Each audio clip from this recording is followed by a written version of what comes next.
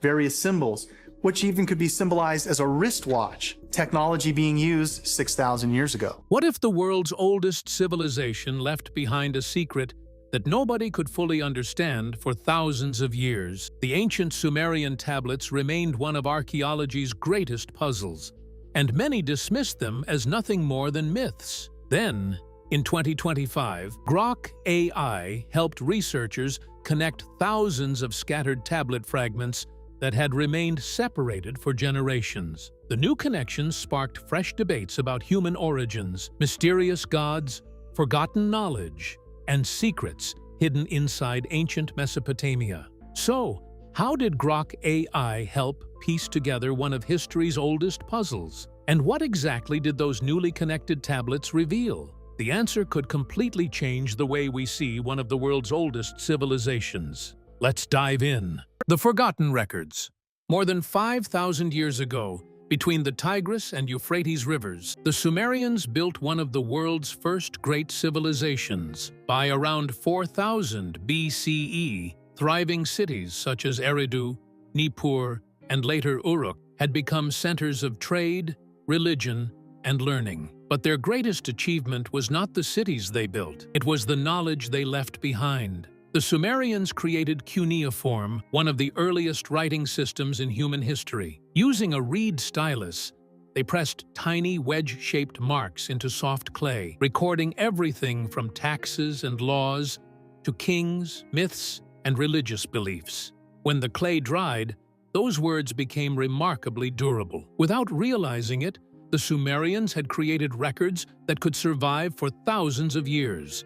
Then, their civilization disappeared. Kingdoms rose and fell, cities crumbled, temples collapsed. Layer by layer, sand buried the libraries beneath the ruins of Mesopotamia. For centuries, nobody even knew they existed. But everything changed during the 19th century. Archaeologists from Britain, France, and later the United States began excavating ancient cities such as Eridu, Nippur, and Uruk. Beneath the ruins, they uncovered thousands of clay tablets. But there was one problem. Very few of them were complete.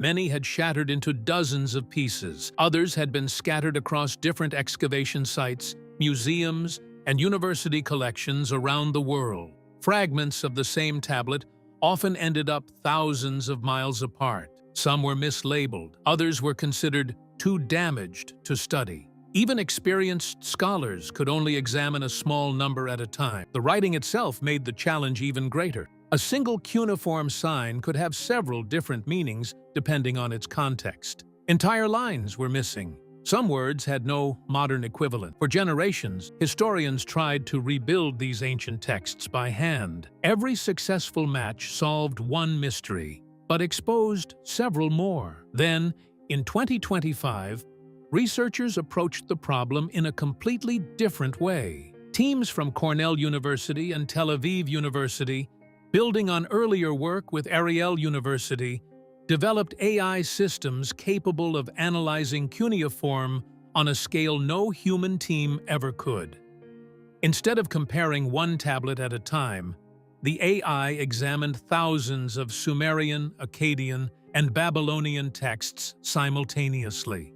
It identified repeated writing patterns, predicted missing symbols, and linked fragments that had remained separated for more than a century. For the first time, historians could begin seeing these texts not as thousands of isolated pieces, but as parts of much larger records. And as those long-separated fragments came back together, they began revealing a story that had remained hidden for thousands of years.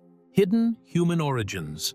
As researchers rebuilt more damaged tablets, they noticed something unusual. The writings did not always describe humans in the same way. Certain words appeared again and again, but they did not always carry the same meaning. They seemed to describe more than one kind of human group. Some passages used words that later translations connected with ordinary workers. Other passages mentioned unusual phrases such as working life, low-light clay, and those who do not multiply. On their own, these expressions sounded mysterious, but together they formed a pattern that many researchers had never noticed before. AI did not decide what those phrases meant. It simply showed that they appeared together much more often than anyone had realized. Those repeated descriptions opened a completely new discussion among historians. Some experts still believe these phrases are only symbolic language found in ancient myths. Others think they may describe different social groups living in early Sumerian society. A smaller group of researchers has suggested a different possibility. They believe these writings might describe different stages in the creation of humans within the stories themselves. This idea is based on several passages that classify separate groups of people, each with its own role. One group carried out demanding physical work, while another served as rulers, priests, scribes, or assistants to the gods. What these passages really mean is still unknown. They may describe symbolic stories, social groups, or different stages in humanity's creation. But so far, there is no historical or archaeological evidence to support these interpretations of the ancient clay tablets. Among these writings, two names appear again and again: Lulu and Sag-Giga. Lulu is generally understood to refer to ordinary people or workers.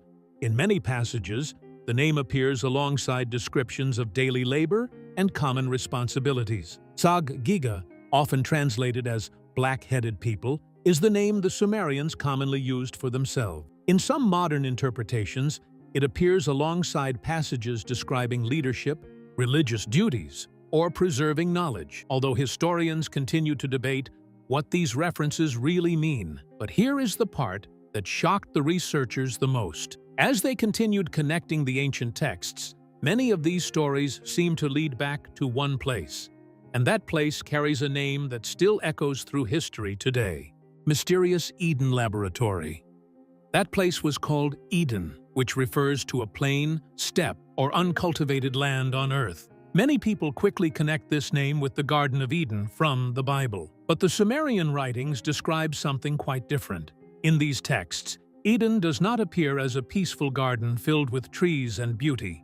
Instead, it looks more like a large working region with a special purpose. That difference has made historians study the old stories with fresh attention. The name may sound familiar, but its role in these ancient stories is very different. Eden was said to lie between the Tigris and Euphrates rivers in Mesopotamia, but the reconstructed tablets revealed something even more intriguing. Several passages describe groups being prepared before receiving specific duties. Some writings say these groups passed through trials before moving forward. If they completed their assigned task, they received a name and continued their journey. Other groups disappeared from later records without any clear explanation. A few stories mention people carried away by rivers. Others describe groups traveling toward distant mountains, where their story suddenly comes to an end. Nobody knows exactly what these passages mean today. Historians continue to debate whether they describe real events, symbolic lessons, or religious storytelling. These repeated patterns have led researchers to propose two modern theories. First, the human prototype theory. Second, the creation center theory. According to the human prototype theory, these stories describe humanity developing through several stages. Some groups appear only briefly before disappearing, while others continue throughout the later writings. But the second interpretation is even more dramatic. The creation center theory suggests that Eden was far more than an ordinary settlement. It may have been a central place where new human groups were prepared, tested, and then sent into the wider world. If the creation center theory is true, one question remains: why did new human groups have to be created again and again? Surprisingly, the ancient stories offer an unexpected answer to this question. According to several ancient traditions, the earliest human groups shared one unusual limitation. They could work, but they could not reproduce on their own. When their population declined, new groups had to be created again and again. As the story unfolds, one figure keeps appearing at every major turning point. His name is Enki, the god most closely associated with wisdom, knowledge, water, and creation. And now the story reaches a turning point when Enki makes a decision that changes the future of humanity. Wisdom changed humanity. The ancient stories say Enki did far more than create humanity. They credit him with giving humans abilities they had never possessed before. Many modern readers compare parts of these stories with ideas like human improvement, although the tablets never use modern scientific language. Instead, they describe humans becoming more capable than before. They could learn faster, solve problems, and adapt to new situations. Most importantly, they could now have children of their own. According to these traditions, this change ended the need to create new groups again and again, becoming one of the most important turning points in the ancient story. But Enki's role in these writings did not end there. These stories soon introduce a remarkable human who would become closely connected to his wisdom. His name was Adapa. The tablets describe him as someone very different from ordinary people. They say Enki gave him special wisdom, allowing him to think carefully, speak with understanding, and guide others. Because of these qualities, many later writers came to regard Adapa as the first truly wise human. Whether he was a real person or a symbolic figure remains uncertain, but he became one of the best-known names in ancient Mesopotamian tradition. That wisdom led Adapa to the greatest test of his life. The story now shifts from human wisdom to divine power. A new god now stepped into the story. His name was Anu, the ruler of the heavens and the highest god in the Sumerian pantheon. The story says Anu invited Adapa to his heavenly court. There, he offered him food and water, believed to give eternal life. Before Adapa began his journey, Enki warned him not to eat or drink anything Anu offered. He believed accepting it could put Adapa in danger. But Adapa had no idea that one simple choice was about to shape the future of all humanity. Trusting Enki completely, Adapa refused the food and water. Unfortunately, there was one thing he did not know. It was not a trap. It was the gift of eternal life. By refusing it, Adapa lost his chance to live forever. According to the story, that one decision changed humanity's future. Death remained part of human life, and immortality was lost forever. Many historians see this as a lesson about obedience, while others believe it explores the balance between wisdom, trust, and free will. But Adapa's story was only the beginning. Another powerful god was about to enter the story, one whose vision for humanity was completely different. His name was Enlil. Unlike Enki, who believed humans should grow in wisdom and knowledge, Enlil wanted people to remain within clear limits. That difference shaped the way knowledge was shared. Some people were taught agriculture, writing, and metallurgy, while others received only the knowledge needed for everyday life. But the growing power of humanity due to knowledge did more than change the world. It sparked a dispute between Enki and Enlil, a conflict that would soon end with one of the greatest disasters in ancient tradition, the Battle of Gods. As Enki continued sharing knowledge with humanity and gave people the ability to reproduce, ending the old cycle of creating new human groups, the population began to grow rapidly. Now, the ancient stories describe a world that was transforming faster than ever before. Small settlements became great cities, farming expanded, trade flourished, and civilization spread across Mesopotamia. But humanity's rapid growth soon created a problem that would change the course of the story forever. Enlil believed humans had crossed the limits set for them. Based on the tablets, he chose to destroy humanity with a great flood. Many modern historians view this as part of the Sumerian religious tradition rather than a record of actual events. Even so, the flood story became one of the most influential traditions in ancient Mesopotamian literature. The oldest known version appears in the Eridu Genesis, written around 1600 BCE, although scholars believe the tradition itself is much older. The story then turns toward Enki once again. He had no intention of letting humanity disappear. Enki secretly warned Ziusudra, a righteous king of the ancient city of Shuruppak, about the coming flood. He told him to build a large boat to save himself, his family, and the living things needed to begin the world again. Surprisingly, the same flood story began appearing again in later civilizations. It reappeared centuries later in the Akkadian tradition, where the survivor is known as Utnapishtim.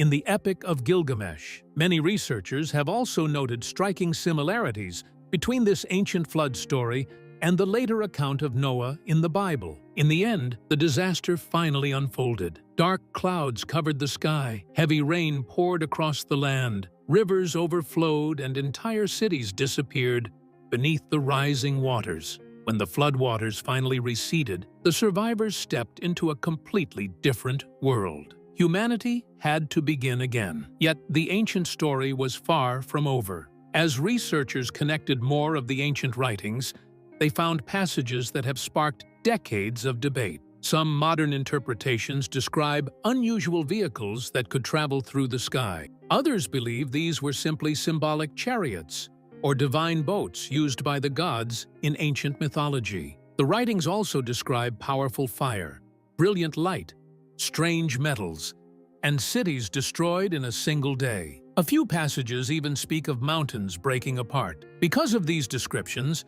some modern writers have suggested advanced technology, while many historians believe the language is symbolic or poetic. So far, no archaeological evidence supports the idea of advanced technology in ancient Sumer. Yet one final mystery remained. As the story continued, the ancient writings turned their attention away from the earth and toward the heavens. The last mystery of the tablets.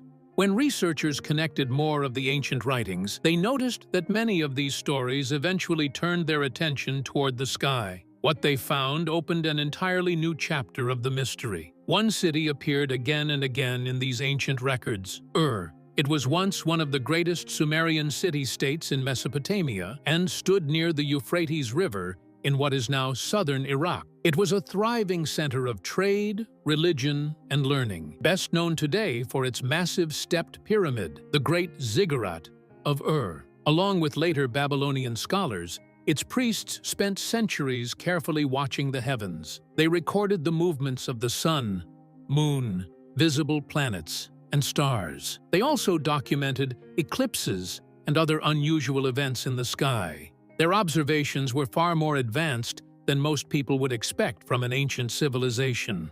By around 1800 BCE, Babylonian scholars were already keeping detailed astronomical records. After about 700 BCE, their observations became even more accurate. Remarkably, many of those records still match modern astronomical calculations, showing just how advanced their observations were. Their work later influenced the development of astronomy across several ancient civilizations. Among these ancient records, one mysterious name appears again and again: Nibiru. Although it has become famous in modern books and documentaries, its original meaning remains one of the greatest debates in Mesopotamian studies. Most scholars believe Nibiru referred to an important celestial object or event. Depending on the text, it may describe a particular star, a planet, or the point where celestial paths crossed. Because the surviving writings use the name in different ways, no single explanation has been accepted by everyone. Modern claims that Nibiru returns every 3,600 years have attracted enormous attention. Some writers even describe it as a hidden planet capable of causing global disasters. Others associate it with titles such as the Destroyer or the Light Blocker. However, mainstream historians, Assyriologists, and astronomers say the surviving tablets do not support those claims. No archaeological or historical evidence has confirmed these modern interpretations, and they continue to be treated as speculation rather than established history. One important fact became clear through all of this research. Artificial intelligence did not invent new stories, rewrite ancient history, or replace archaeologists. Instead, it gave researchers a powerful way to reconnect thousands of broken clay tablets that had remained separated for more than a century. By comparing Sumerian, Akkadian, and Babylonian texts at the same time, AI matched scattered fragments, restored missing passages, and uncovered connections that would have been almost impossible to find by hand.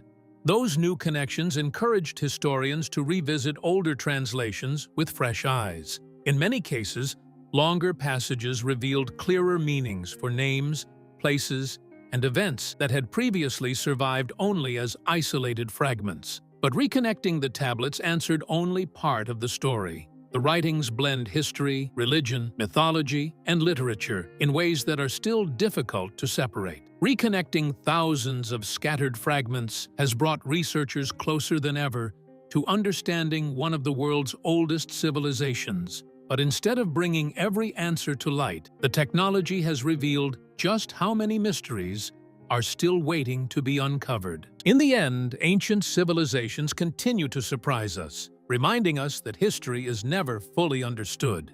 Every discovery adds a new turn to the story and helps us see the past from a different perspective. As researchers uncover more forgotten records and reconnect more ancient texts, our understanding of the world's earliest civilizations may continue to evolve. Now, we'd love to hear your thoughts. Which part of these ancient Sumerian tablets surprised you the most, and why? Do the Sumerian tablets preserve real memories of the past, or are they symbolic stories passed down through generations? Share your opinion in the comments below. If you enjoyed this journey into the ancient world, don't forget to like, subscribe, and turn on notifications so you won't miss our next exploration into history's greatest mysteries.